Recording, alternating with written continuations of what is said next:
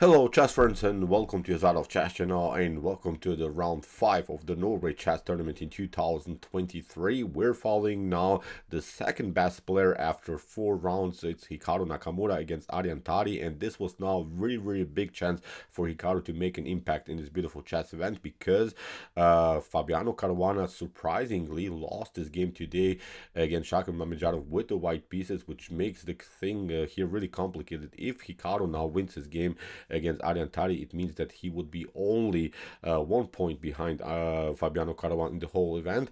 The pointing system here is of course a little bit different. When you win a game, then you gain 3 points like in a football game. So in my opinion, big chance here for Hikaru to catch up with Fabi, and anything can happen. You see Mamedjadov beats Caruana, Caruana beats Magnus Carlsen, Magnus Carlsen beats someone. So everyone can beat everyone if this is super event. So big chance now for Hikaru. Let's see now what happened in a beautiful chess game. So Hikaru with the white pieces open with the move e4. We have e5 by Aryan Tari, bishop to c4, the bishop's opening, knight to f6, the so-called burden defense, and after move d3, bishop to c5, and knight to c3, we have now a preparation to go maybe into some ideas of the Vienna opening with the move f4, but here Aryan Tari prepares this idea c6, d5, which is a common idea to meet the bishop's opening, simply kick away the bishop by aggressive moves like d5. So that's why Hikaru drops back with the bishop, d6, we have h3, prophylactic move, not allowing bishop to g4 or knight to g4. We have now kingside castling here by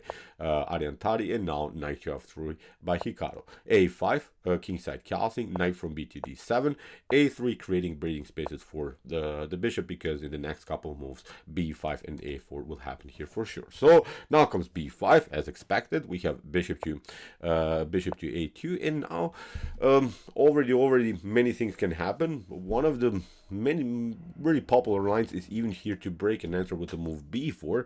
This move b4 leads into a spectacular line, I would say, because after move b4, a takes b4, now there is this stunning idea, bishop to f7, after rook to f7 and rook takes a8, of course black can also pick up another piece. So it will be really interesting to see such a game like this, where white gained the rook but lost 2 minor pieces. In a dynamic game like this, I think many things could happen. The engine gives here equal chances for both sides, but probably both of them are familiar with the concepts of this particular position. So that's why here after move bishop to a2, Aryan Tari didn't play aggressively here with the move b4. He locked simply the queen side with this more positional approach with the move a4. So we have knight to h4, and now Hikaru targets, of course, the weak square here in this position. It's of course the weak square on f5. The knight is taking away here this diagonal for the light square bishop. Now Hikaru sends some positional ideas here immediately, because there is this also problem, we have to say. You cannot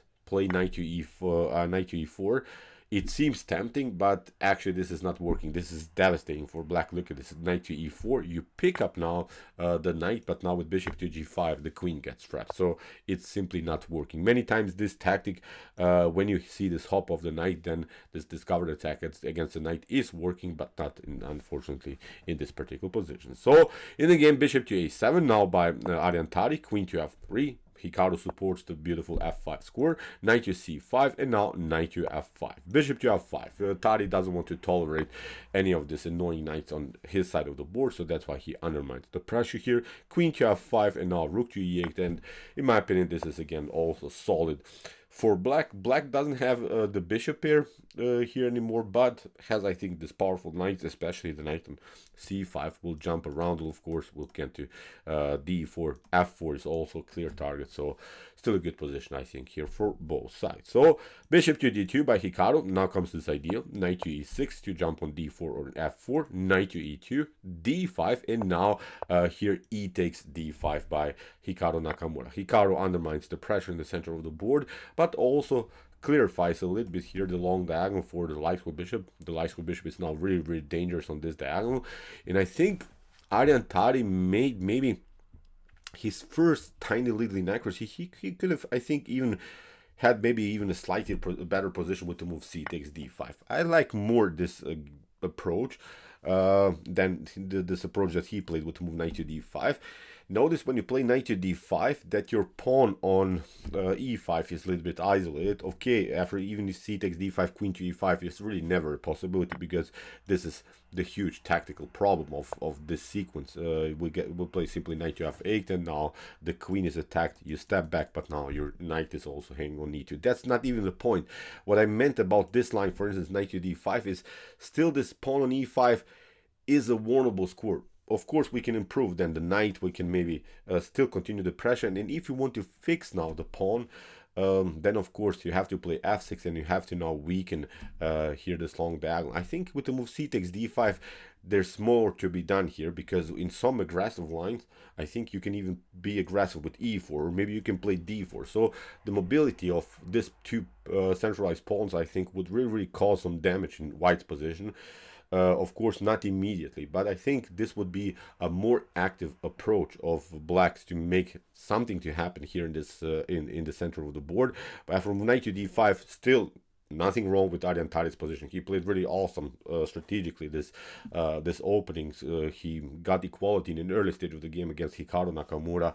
So as I said, maybe with the move c takes d5, he could have at least more chances in the game. So now rook from a to e1, we have queen to d6. Aryan Tari also connects now his rooks. Very important strategy here, of course. We have queen to g4, and now Hikaru slowly but surely targets a new weakness in the position. It's of course now the weak g7 square, g7 pawn, because bishop to h6 in some lines could be possible. Simply continuing the pressure, maybe if possible includes also the rooks into the game.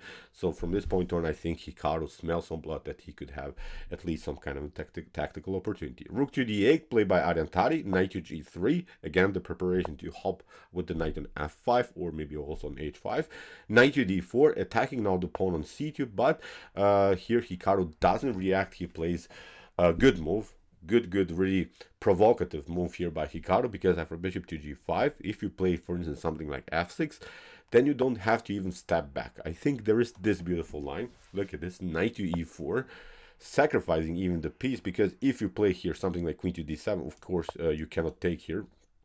Knight takes d6, then of course the queen is hanging, so far it's not working. So with the move knight to e4, you get the extra tempo, so that's why queen to d7 would be here the best continuation now for black. But look at this, white can proceed here with a beautiful idea, bishop to f6. Of course, black would probably trade off the queen, simplify the game, but look at this, h takes g4, g takes f6 has to be played, because you cannot pick up with the knight, and now knight to f6, I think, is also a solid position again for white. Maybe also black can hang on to this position. Again, the engine also says this is equal, but this will be really complicated to play, I think, for both sides. So again, white has the two minor pieces for the rook, but of course black also can rely on this long diagonal, so this will be also a complicated game. So after move bishop to g5, that's why Aryan Tari didn't want to weaken further the structure here with the move f6. He stepped back here with the rook to b8. We have bishop to e3, here of course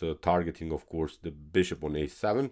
Knight to c2 is not possible, because the bishop would be hanging. Again, black could maybe pick up the rook on e1. Again, black would gain maybe the rook for the two minor pieces, but I think in this scenario white would be then much better. So now comes really already one of the critical moments of the game. So Aryan Tari continues with the move queen to g6, and this is a good choice. He doesn't want to have complications here. He doesn't want to have this active queen on the g file, so good choice to at least simplify the game somehow and going into the fully endgame stage. Now Hikaru plays the move c3. This is the way to go, and after move knight to e3, now comes the beautiful idea here by Hikaru, f takes e3, and you see now the pawn on f7 is now hanging. That's why here Aryan Tari had to play down the move knight to b3, but now after move knight to e4 that Hikaru is playing, he's now getting the knight more active. He maybe wants to include it here on g5, or maybe if possible if the queen moves here on d6. So now Aryan Tari, as promised, simplify the game by trading off the queens. We have queen to g4, h takes g4, and now look at this. The pawn on g4 is controlling the f5 square. It makes, of course, here white possible to stay with the knight a little bit longer in the center of the board, but now Aryan Tari doesn't react correctly, and this is now a huge blunder that is playing. Look at this. he should have played simply rook to d8, and this is the way you go. You attack the backward pawn, nothing spectacular.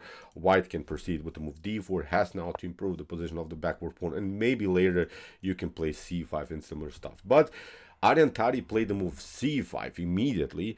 This is a problem because it's a positional disadvantage. Maybe you can pause the video and try to see now the best continuation here for white. It's not a tactical move, it's a beautiful positional move. Maybe try to solve this mini positional puzzle here from white's perspective. So as I said, try to see now the best continuation here.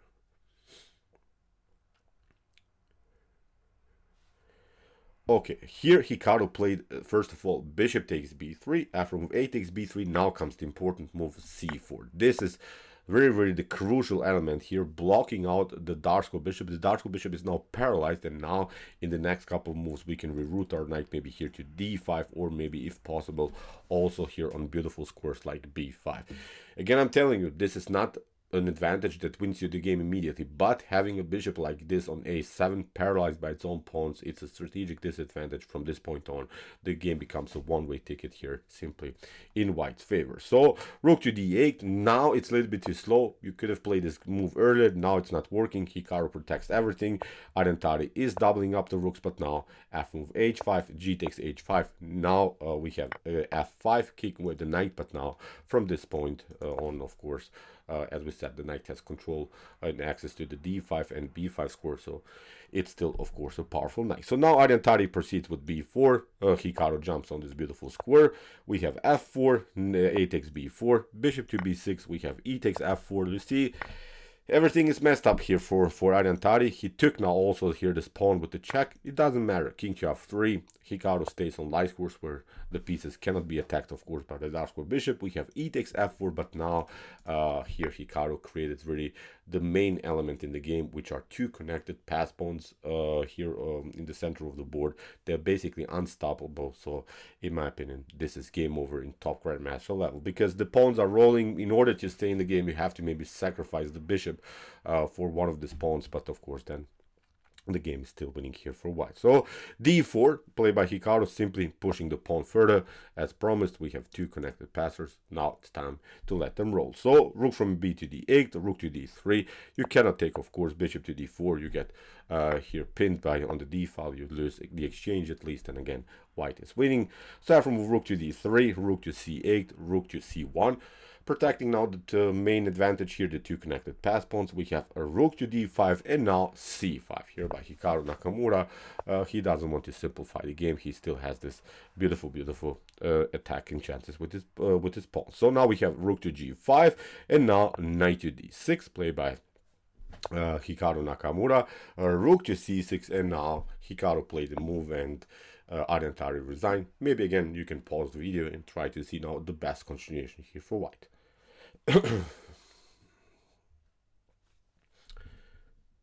Okay, whatever you do, it's winning here for white. C takes b6 is the way to go. Simply taking the bishop, although you can maybe lose here also the knight on d6, but now we just let the pawn roll. You can go back, but of course rook to c8 is immediately winning. If you play something like here rook to c1, then again we play simply the move b7 and you don't have access to the b5 square. So again there is a simple promotion, so nothing is working here. As we said, after move c takes b6, Aryan Tari resigns. So great game, I think, by Hikaru Nakamura. Great positional game, but we have to say it, Aryan Tari had, I think, good chance here to make it draw. Played really solid chess, made this crucial blunder with the move rook to d8 that should have played. I think he gained equality in a good way. Played really beautiful strategically, but unfortunately he made this mistake, and Hikaru never misses a chance like this, which means now that Hikaru is now only 1 point behind Fabiano Caruana, which is really crazy. Maybe Hikaru can also win the game. Fabiano Caruana played really great chess so far, but you see one loss and everything could be messed up. So as I said, it's a complicated tournament. Everyone can beat everyone, so this is still not over. This will be still one of the great chess events here for sure. So okay, I hope that you enjoyed this game. I really enjoyed it a lot. Interesting ideas of the bishop's opening. If you want to see also some other games that we have covered here on my YouTube chess channel, check out my commented chess games. And if you like this content, don't forget to subscribe to my channel. See you soon with some more videos, and what to say. Chess is the best, of course.